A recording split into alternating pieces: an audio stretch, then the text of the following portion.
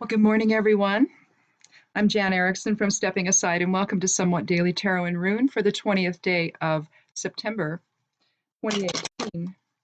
Well, we have an 11 year and we have an 11 day, so it's 11/11, isn't it?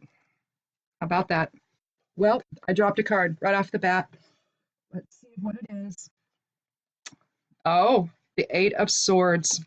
Well, hopefully we're not getting in the way of our own process, but we'll see. Maybe we are. You know, I watched a little bit of the news this morning, and I saw uh, survivors protesting in the Capitol. They're in the hallways, they're telling their stories. It's emotional, so if you're a survivor like I am, you may get triggered. Be very, very, very, very kind to yourself over the next, little while all this nonsense is going on. You know, it, it's bad enough when survivors are viewed the way they are, when they're not believed and all of that stuff, right? But when it's the government doing it in order to get a Supreme Court justice that they want so they can overturn Roe v. Wade and all this other stuff they want to do, that they're now saying, oh, no, we don't want to do that.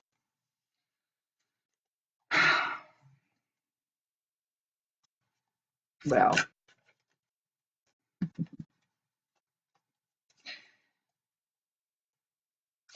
when no one believes you and the government comes after you, when the government ought to at least keep a neutral stance on it until the facts come out, assuming they can. We've all lost.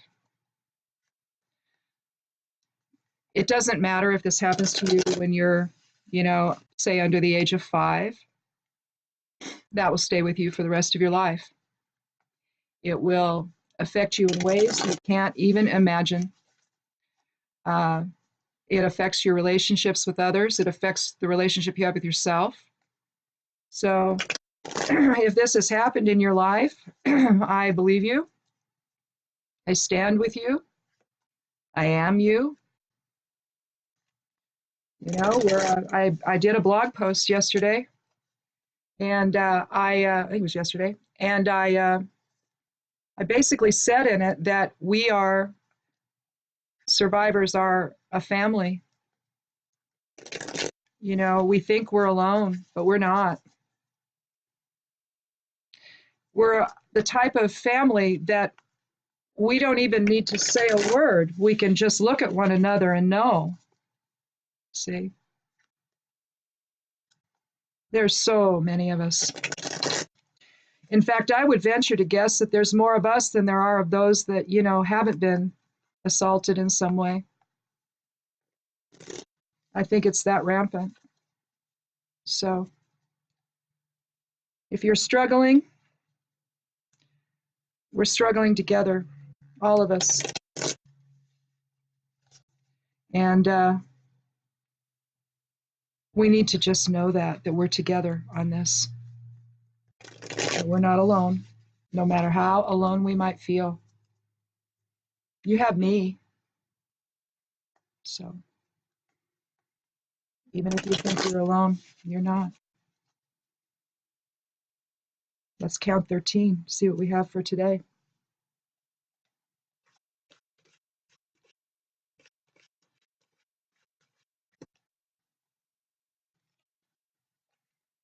Well, we have death. It's the 13th card. It's one of my favorite.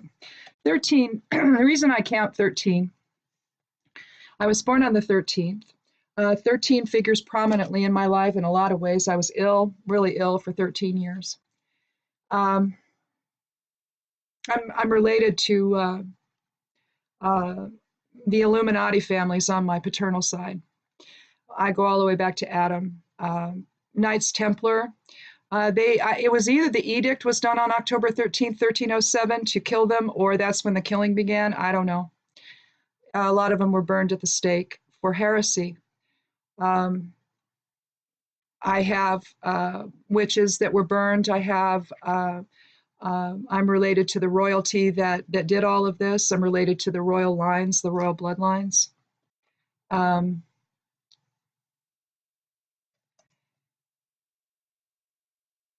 so when I saw that the Templars, of which I've got a lot of Knights Templar in my ancestry, I'm looking at the date and I'm thinking, oh wow. So I see 13s all the time. Now you can reduce 13 to 4, which is Gaia energy and structure and foundation and all of that. I like to leave it alone though. I kind of view it as the Master Witch number, uh, but death is the 13th card of the major arcana, and this is how it's portrayed in the Rider-Waite. It's portrayed a lot of different ways depending on the type of deck you're using. Let me see if I can find it really quick in the Morgan Greer. While we talk about what death means transformation and rebirth. It doesn't necessarily, it can mean an ending to things. I mean, it can also mean death, I suppose, but typically it doesn't. It means that there's going to be a transformation into something new. We've gone as far as we can go, and now it's time to transition into something new. And it brings me hope, not only because of it being the Master Witch number, but it brings me hope for some kind of resolution in terms of all of this. That we need to transition away from the people that, see, is this the death card? I think this is the death card. We need to transition away from this imbalance that we all live within. Oh, that's the devil, I'm sorry. We need to transition away from the imbalance that we live within. We express polarity in form, right? And we look at that in terms of masculine and feminine. But what we can also look at it as is power. And when we look at it as power, we see an imbalance in power, basically. Whenever we don't believe that a woman has been hurt by a man, or whether we don't believe that maybe we don't believe that the child was molested. Oh, how could that have happened? Well, it does, though. It happens all the time. Oh, here we go. I love this one. This is great because I love the rose on it. You can see the rose on this one. See up on the banner? It's kind of a rose-looking symbol. Well, here you have the Morgan Greer one. And I just love it. Let's see if we can get it out of the glare of the candlelight. Maybe not. Move that over here. Well, let's move it down. There we go. So you see the Grim Reaper, and he's offering a rose, isn't he? And so it's not about we fear death, right? We think, oh my God, that's a horrible thing. We're gonna die, or my loved one died. And yeah, you miss them, and they're not there anymore. But they're transitioning into something else. They're not dead. I mean, the body is, but their soul is not, obviously. And so death is about transition. And I'm hoping that what we're going to see here is a transition away from this imbalance, this patriarchal and misogynistic imbalance that we live under. Women aren't believed. Children aren't believed. The only one that's believed is the man. It all defaults to the man. Well, we're not in balance, are we? So we have an opportunity here with the death card today to transform into something else, into a new way of thinking, to a new way of manifesting who we are. Do we really want to put this woman at the same table as her alleged abuser? I mean, she isn't going to do it unless the FBI investigates. So what on earth are they thinking? Do they want to hurt her more? Do they want to do it on TV? They want to do it so millions and millions and millions of people can watch how they humiliate her, the way they did Professor Hill all those years ago in the 90s. Because here we are again, aren't we? But with the death card, this gives me hope because it tells me that There could be something positive that comes from this. At minimum, the guy doesn't get confirmed. We got to quit doing this. We've got to quit putting people in positions of power that abuse people or that allegedly abuse people or that have a belief system that allows for such things. I don't care if it was back when he was a kid. I don't care. It was a crime. Should have been arrested.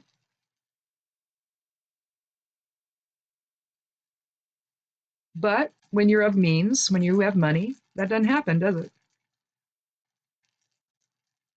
So let's look at a rune, see what it has to say. Let's see if it portends any transformation. Oh, well, Tiwaz, justice, warrior, might for right, truth, righteousness, higher ideals.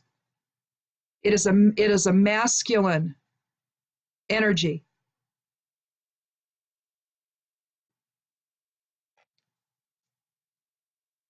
But what it does is it defends us. It protects us. It's the night that protects everyone. We have the night transforming everyone. We have the night protecting everyone. Tiwaz is the warrior within as well. So are we going to express that warrior spirit? Are we going to express that integrity? We better. We better. To talk about this woman the way our lawmakers on that committee are doing, to say they don't believe her, to have the idiot in the Oval Office say, oh yeah, I just can't imagine that's true. You feel it coming from him? It's going to be on Twitter before long, you mark my words. He doesn't get to give her time. She needs to take whatever time she needs to say the words she needs to say, to tell her story and to be heard. The very fact that she is asking for an FBI investigation should tell you everything you need to know. No one else is. No one else wants to give her the time. She's willing to talk to the FBI. She's willing to have them investigate. Now, if she were lying, why would she invite that on herself? Oh, you could say because she's a crazy woman. Well, no, she isn't. And now she's getting death threats, isn't she? So is this an expression of Tiwaz? Why is that committee not going crazy? Why are the Republicans, men on the committee, not going crazy that this woman is being attacked and she's had to relocate out of her home because of death threats? Why aren't they protecting her, a citizen of this country? Why wouldn't they give her the benefit of the doubt? Because you know what? If she's lying, they'll shoot holes in it. They'll destroy her. If she's lying, if anyone lies, no one wants to see anybody take down somebody that doesn't deserve it. But if this happened, then realistically, he shouldn't be on the court. It wasn't a youthful indiscretion. If this is true, it's a crime. We lose sight of that, don't we?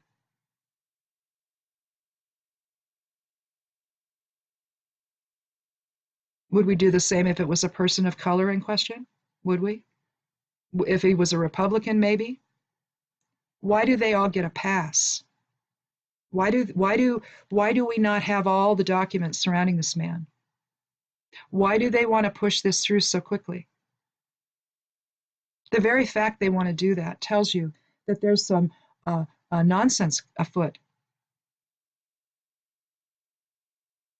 Today, we had a card called Death, and that's transformation and rebirth and new ideas and new opportunities for something better, for positive change. And we have Tiwaz, the rune of might for right, of the spiritual warrior within.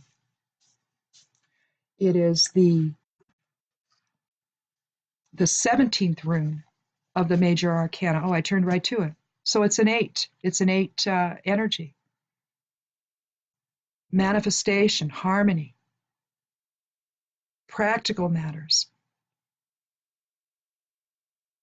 But Tiwaz represents the god Tyr, And it's about justice and sacrifice and right ideals and higher purpose. It's probably one of the most noble runes of the Elder Futhark. You know, when you've been abused in any way, it changes you forever. And these women that are in the Capitol right now protesting, they're saying their names and people are repeating it. They're saying what happened. Sentence by sentence, people are repeating it in the hallways. They're raising their voices together for something better, for the right thing to happen here, for justice, for strength. This is more than just our integrity. This is a fight for the very soul of who we are. We can't be this people that are willing to subjugate women and to abuse them and then to give them no ability to speak out, to where they're heard. We need to transform that into something better. We need to stand up for what's right. We need to express tiwas in our lives and stand up for what's right, for what's moral.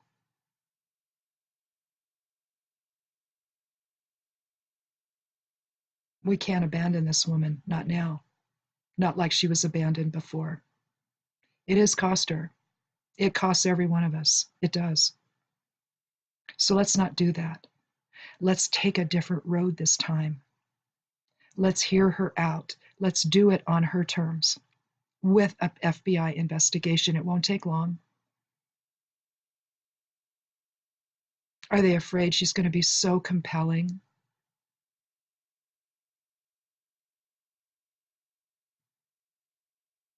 I think she will be. I believe her. People believe her. Her therapist believes her. She passed a lie detector test. They're afraid of her. Maybe there's a reason to be. So, but what's happening now in that committee with the Republican men on it, there's no Republican women, evidently. And many of these men were on the committee back when the Clarence Thomas hearings were taking place, and they were the ones that interviewed Anita Hill. There's reminders about the things Orrin Hatch did at that time, giving out information that wasn't right, smearing this woman, smearing Dr. Hill or Professor Hill. I think she's a PhD, I'm not sure. They're still on that committee, and their voices are winning out over the rest of them. Sexual assault, sexual harassment, any of it is a stain on all of us. It's a stain on who we are if we sit back and permit this. Those of us that have experienced it are begging you all to stand with us, to stand with Dr. Ford, and to say no more. Just no more. Enough. Stand up. Be heard. No more. No more of this. We'll see you next week on Monday. Blessed be.